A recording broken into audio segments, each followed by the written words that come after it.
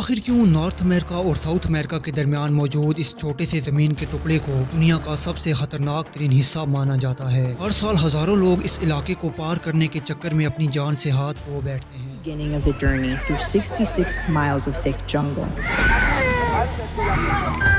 This land, no one is able to conquer. You can get robbed, you can get kidnapped, you can just disappear. It is the only stretch of the Americas where engineers could not build highway.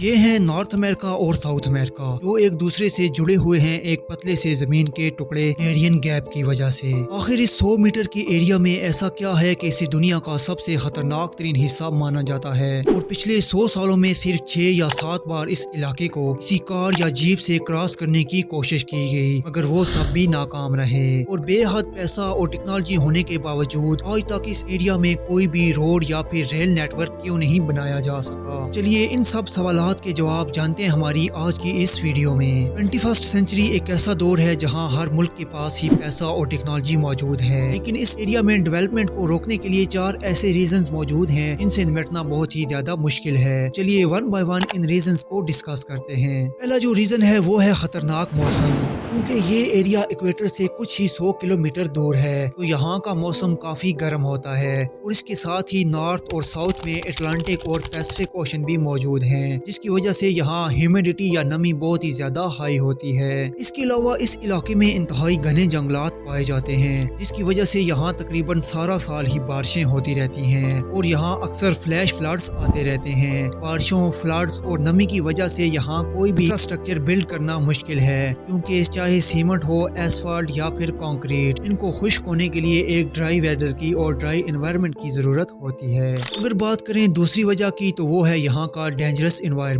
ये area पहाड़ों और जंगलों से घिरा हुआ है और दुनिया के सबसे खतरनाक तरीन जानवर, सांप और जंगली कीड़े इस एरिया में पाए जाते हैं। इतने बड़े एरिया में कोई भी हॉस्पिटल या घर तक मौजूद नहीं है, जिसकी वजह से अगर यहाँ किसी को कोई जहरीली चीज काट ले तो उसका बचना लगभग नामुमकिन माना जाता है। अब हम आते हैं तीसरे और शायद सबसे बड़े रीजन पर, वो है हिस्टोरिकल एंड पॉलिटिकल एस्पेक्ट्स। दरअसल 19th सेंचुरी में पनामा कोलंबिया का एक प्रोविंस हुआ करता था, अगर इसी डेरियन गैप की वजह से कोलंबिया का पनामा पर कंट्रोल करना काफी मुश्किल था। इसी डिस्टेंस का फायदा उठाते हुए पनामा ने कोलंबिया से आजादी की एक तहरीक शुरू कर दी और 20th सेंचुरी में उस वक्त की सुपर पावर अमेरिका ने भरपूर साथ देकर 1903 में पनामा को कोलंबिया से आजादी दिलवाई और अमेरिका ऐसा पहला मुल्क बना जिसने पनामा को सबसे पहले रिकॉग्नाइज किया। तो आखिर यूएसए इस छोटे से मुल्क की इतनी बड़ी मदद क्यों कर रहा है? असल बात थी ईस्टर्न और वेस्टर्न अमेरिका में ट्रेड करने के लिए शिप्स को पूरे का पूरा साउथ अमेरिका क्रॉस करके जाना पड़ता था और इसी काम को पनामा कैनाल के थ्रू इंतहाई कम वक्त और सस्ते दामों में किया जा सकता था। इसीलिए अमेरिका ने भरपूर मदद करके पनामा को आजादी दिलवाई। इसके बदले में पनामा गवर्नमेंट ने पनामा कैनाल के आसपास की जमीन अमेरिका को लीज पर दे दी और जिसे बाद में 1999 में पनामा को वापस किया गया।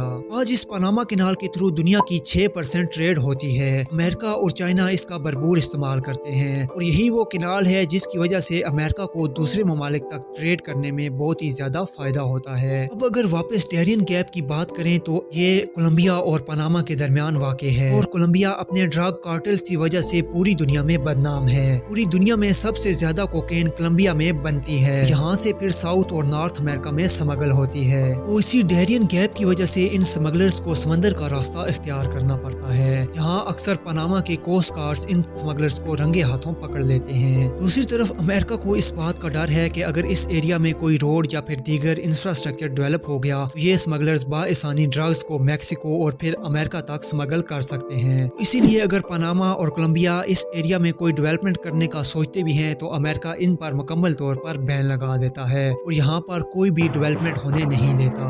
बात करते हैं चौथे और सबसे आखिरी रीजन की, जो कि है इलीगल इमिग्रेशन। दरअसल लैटिन अमेरिका काफी गरीब और पॉलिटिकली अनस्टेबल है as compare to North America, जिसकी वजह से लाखों लोग अपने ममालिक को छोड़कर एक बेहतर जिंदगी के लिए अमेरिका जाने की कोशिश करते हैं, क्योंकि पिछले कई सालों से अमेरिका की इमिग्रेशन पॉलिसी में काफी सख्ती अख्तियार की गई है। उसके बाद इन लोगों के पास सिर्फ एक रास्ता बचता है, वो इस डेरियन गैप के जरिए जमीनी तौर पर अमेरिका तक पहुंचने की कोशिश करते हैं, लेकिन इस डेरियन गैप के सख्त हालात उनको काफी हद तक रोकने में कामयाब हो जाते हैं, और शायद इन्हीं लोगों को रोकने के लिए डेरियन गैप में आज तक कोई भी रोड, रेल या फिर कोई भी इम्पोर्टेंट इंफ्रास्ट्रक्चर को डेवलप नहीं किया गया।